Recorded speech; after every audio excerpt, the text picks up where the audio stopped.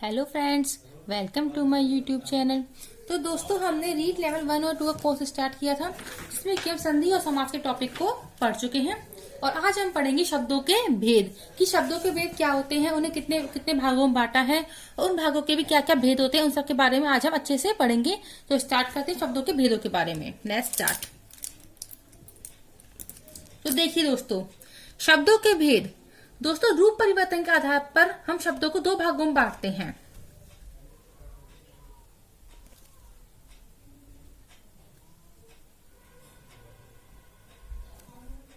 रूप परिवर्तन या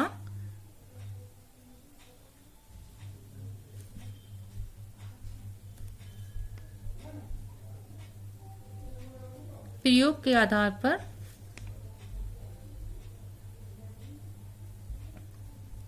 शब्दों के भेद। तो हमने किए हैं इसके दो भेद। कौन कौन से? पहला है हमारा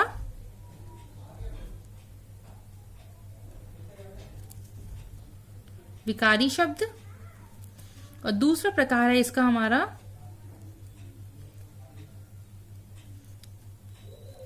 अविकारी शब्द। अब दोस्तों, हम पढ़ते हैं कि आखिर विकारी और अविकारी को भी कितने भागों में बांटा है। तो हम इसको एक डायग्राम के से समझते हैं एक बार। देखिए दोस्तों, शब्दों के भेद। शब्दों को हमने दो भागों में बांटा है, विकारी शब्द और अविकारी शब्द। अविकारी शब्द को भी बोलते हैं अव्यय शब्द,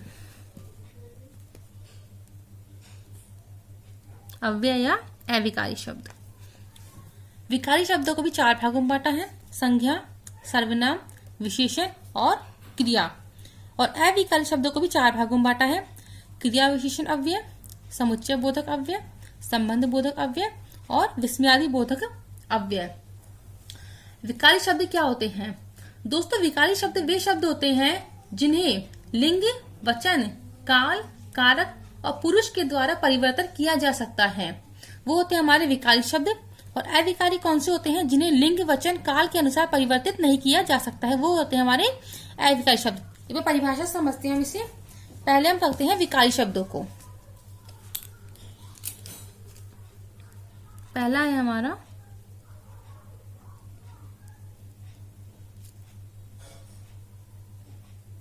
विकारी शब्द।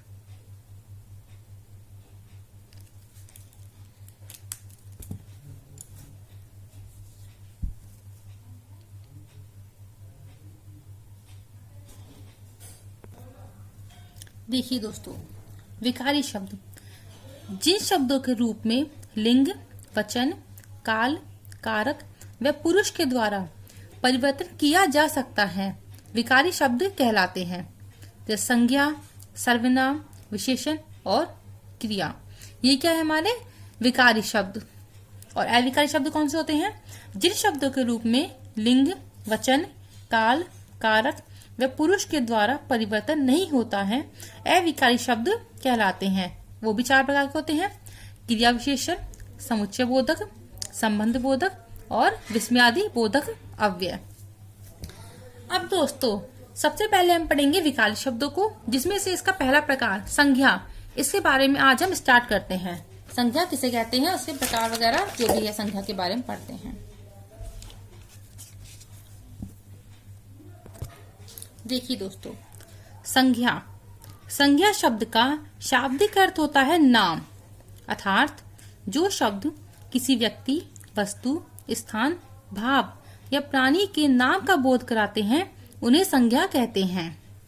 संज्ञा क्या होता है दोस्तों? जैसे कि राम है, श्याम है, अलवर है, जयपुर है, ये सब क्या है हमारे संज्ञा शब्द ही हैं। भाव हो गया, हंसना हो गया, रोना हो गया, ये सब क्या है हमारे संज्ञा शब्द हैं। संज्ञा के तीन भेद होते हैं, परंतु अर्थ के आधार पर संज्ञा के 5 भेद होते हैं। दोस्तों, अगर आपसे एग्जाम में कोई पूछे संज्ञा के भेद कितने हैं, तो हम करेंगे 3 भेद, चाहे ऑप्शन में 5 हो या ना हो। लेकिन अगर हमसे पूछिए कि संज्ञा के अर्थ के आधार पर भेद कितने होते हैं, तो हमारा ऑप्शन 5 ही करेक्ट होगा। तो संज्ञा के 3 भेद होते हैं। कौन कौन से होते हैं? पहला है हमारा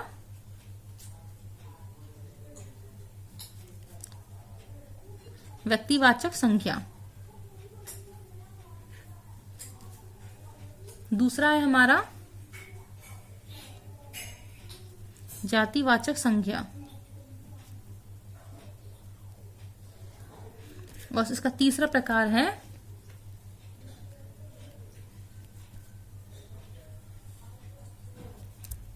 भाववाचक संज्ञा।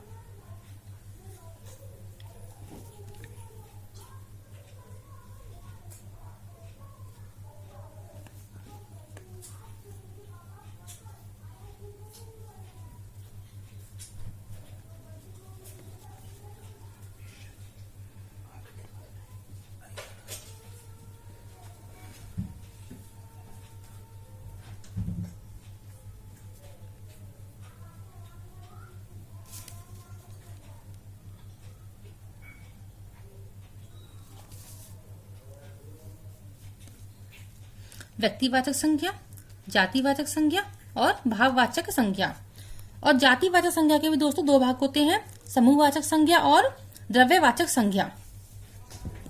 तो वैसे 3 प्रकार हो गए और वैसे हमारे अर्थ के आधार पर हमारे संज्ञा के 5 प्रकार हो चुके हैं। तो संज्ञा का पहला प्रकार कौन सा हमारा? व्यक्तिवाचक संज्ञा। इसके बारे में पढ़ते हैं कि आखिर व्यक्तिवाचक संज्ञा कहते किसे हैं। पहला है हमारा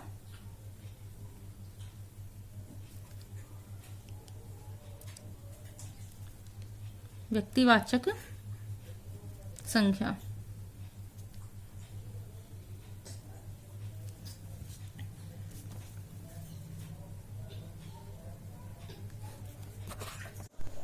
देखिए, व्यक्तिवाचक संज्ञा जो शब्द किसी व्यक्ति, वस्तु, स्थान, प्राणी विशेष के नाम का बोध कराते हैं उन्हें व्यक्तिवाचक संज्ञा कहते हैं।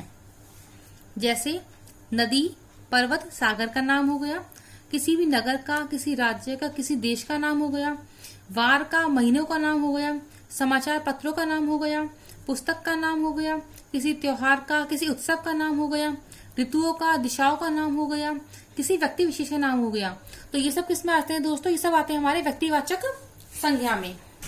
अब हम पढ़ेंगे दोस्तों संज्ञा का दूसरा प्रकार, जातिवाचक संज्ञा। देखिए दोस्तों, जातिवाचक संज्ञा जो शब्द किसी वस्तुओं, व्यक्तियों, स्थानों और प्राणियों का बोध कराते हैं उन्हें जातिवाचक संज्ञा कहते हैं। जैसे कि संबंधों के नाम, माता, पिता, भाई, बहन, इन सब में क्या है? हमें जातिवाचक संज्ञा है। किसी व्यवसाय का नाम कृषि हो गया, पशुपालन हो गया, मत्स्य पालन हो गया, कोई पद राष्ट्रपति हो गया, प्रधानमंत्री हो गया, मुख्यमंत्री हो गया, ये सब इन सब में क्या है? हमें जातिवाचक संज्ञा। राष्ट्रीय जाति भारतीय, चीनी, नेपाली, पाकिस्तानी, ये सब क्या है? हमारे राष्ट्रीय जातियां हैं। कोई धर्म हो गया, हिंदू धर्म हो गया, मुस्लिम धर्म हो गया, जैन धर्म हो गया, कोई भी जाति, क्षत्रिय, वैश्य, ये सब क्या है? हमारी जातियां हो गई। पशु पक्षियों के नाम गाय है, बकरी है, तोता है, प्राकृतिक आपदा जैसे कि भूकंप है, बाढ़ है, ज्वालामुखी है, ये सब क्या है? इन सब में क्या है? हमारी जातिवाचक संज्ञा होती है। अब देखिए दोस्तों, हमने जातिवाचक संज्ञा के 2 भेद पढ़े थे, समूहवाचक संज्ञा और द्रव्यवाचक संज्ञा। तो उनके बारे में पढ़ लेते हैं। इसका ही पहला रूप कौन सा है हमारा?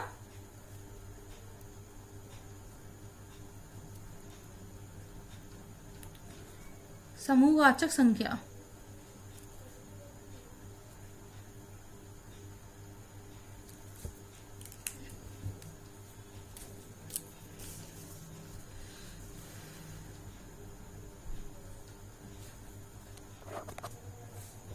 देखिए दोस्तों, समूहवाचक संज्ञा जिन शब्दों के द्वारा संज्ञा के संपूर्ण समूह का बोध हो वहां समूहवाचक संज्ञा होती है। जैसे सेना। अब दोस्तों सेना है जो, उसमें सेना का पूरा समूह आ गया। जैसे कि भीड़ हो गया। अब भीड़ क्या है? पूरा एक समूह होता है, पूरा दल होता है। जनता, जनता में हमारे पुरुष, महिलाएं, बच्चे, बूढ़े सब आ चुके हैं। परिषद, सभा, सभा में सब आ गए। कोई सम्मेलन, झुंड, टोली, दल, जुलूस, कक्षा। अब कक्षा में दोस्तों लड़के भी हैं और लड़कियां भी हैं, लोग, गिरोह आदि। इन सब में क्या है दोस्तों? हमारी समूहवाचक संज्ञा, क्योंकि ये हमारे पूरे समूह का बोध कराते हैं। और ऐसे जातिवाचक का दूसरा प्रकार है हमारा द्रव्यवाचक संज्ञा।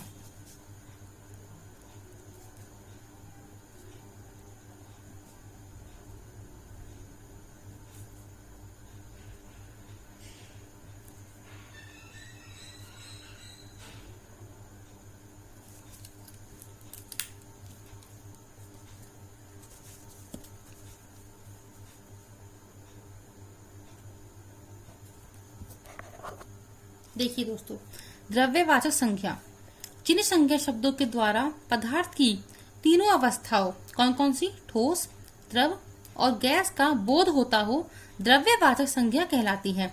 इसमें क्या होता है दोस्तों कि द्रव्यवाचक संज्ञा में कोई भी ठोस हो, कोई भी द्रव हो या कोई भी गैस हो, उन सब का बोध कराने वाले शब्द द्रव्यवाचक संज्ञा के अंतर्गत आते हैं। ठोस में जैसे हमारा क्या हो गया, लकड़ी, पत्थर, कोयला, हमारा ये पेन।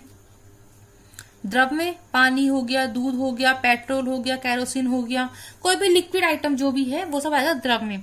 और गैस में ऑक्सीजन गैस हो गई, नाइट्रोजन गैस हो गई, कार्बन डाइऑक्साइड गैस हो गई, हाइड्रोजन गैस हो गई, और जो भी जितनी भी हमारी इस वातावरण में, ब्रह्मांड में गैसें हैं, वो सब किसमें आती है, हमारी द्रव्यवाचक संज्ञा में।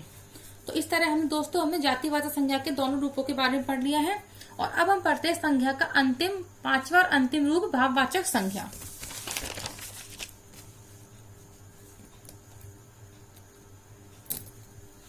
तीसरा प्रकार है इसका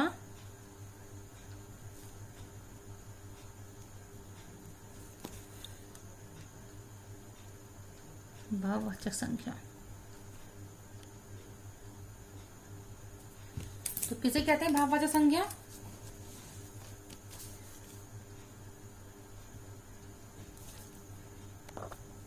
देखिए दोस्तों, भाववाचक संज्ञा जिन संज्ञा शब्दों के द्वारा भावों का बोध होता है, भाववाचक संज्ञा कहलाती है। इसमें क्या होता है दोस्तों, जो हमारे इमोशंस होते हैं, हमारे भाव होते हैं, वो सब इस संज्ञा के अंतर्गत आते हैं। जैसे दया हो गया, प्रेम हो गया, क्रोध हो गया, ईर्ष्या, द्वेष, घृणा, पाप, ईमानदारी, प्रार्थना आदि, ये सब किसमें आते हैं, भाववाचक संज्ञा में। भाव के अलावा इसमें गुण, दोष, कार्य अवस्था आदि का बोध होता है। जैसे मान लो किसी व्यक्ति का गुण है, अच्छा है, बुरा है, अच्छाई, जैसे गुण क्या है हमारा, ईमानदारी, तो ये किसमें आता है, भाववाचक। कोई दोष हो गया, दोष जैसे कि हमारे क्रोध हो गया, ये हमारा दोष है, तो ये भी किसमें आता है, हमारे भाववाचक संज्ञा में। तो दोस्तों इस तरीके से हमने आज संज्ञा के तीनों रूपों के बारे में अच्छे से पढ़ लिया है, और आई होप कि आपको ये तीनों रूप अच्छे समझ भी आ गए होंगे। अभी छोटा सा टॉपिक और है, उसे और पढ़ लेते हैं। आज हम पढ़ेंगे कि हम किसी भी शब्द के पीछे कोई प्रत्यय लगा दे तो भाववाचक संज्ञा कैसे बनती है। देखिए जैसे कि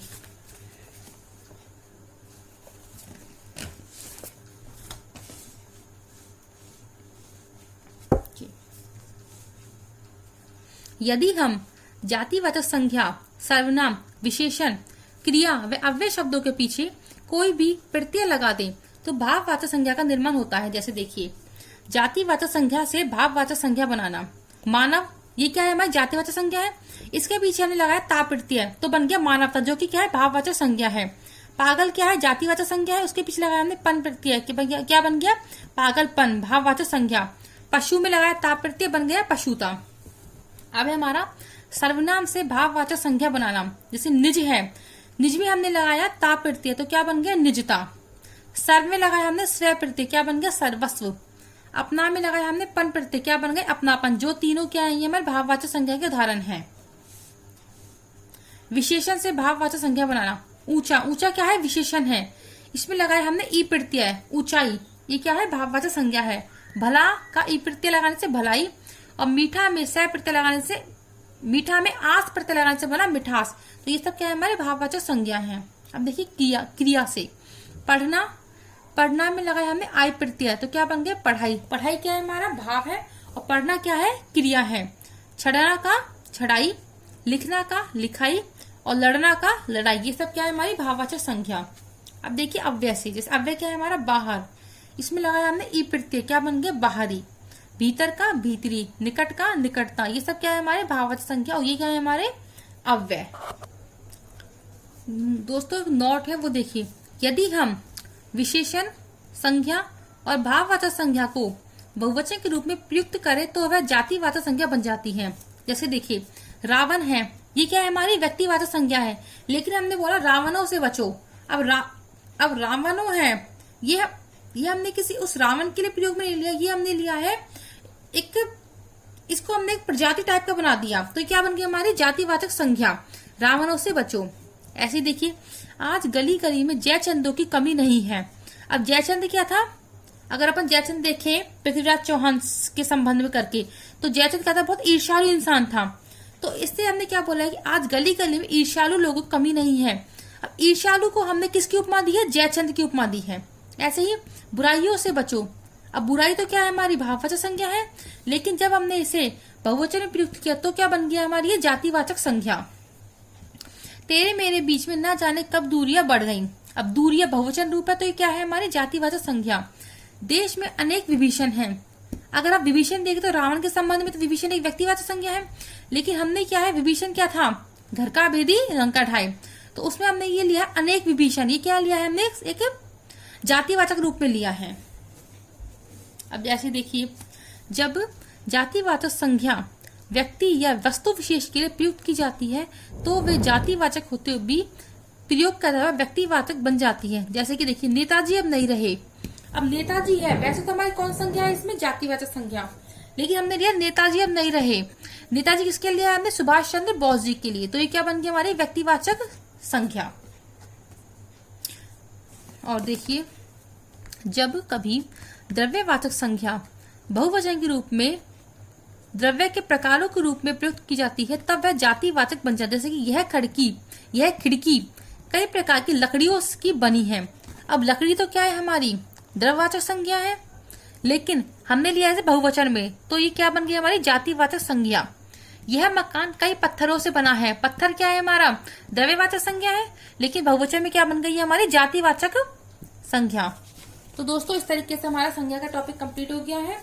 आई होप कि आपको ये टॉपिक अच्छे से समझ में आ गया होगा। और अगर आपको इस टॉपिक में कोई भी दिक्कत है तो आप कमेंट सेक्शन में अपने डाउट को जरूर लिखिए, जिससे कि मैं आपको इस डाउट का सॉल्यूशन जल्दी से जल्दी कर सकूं।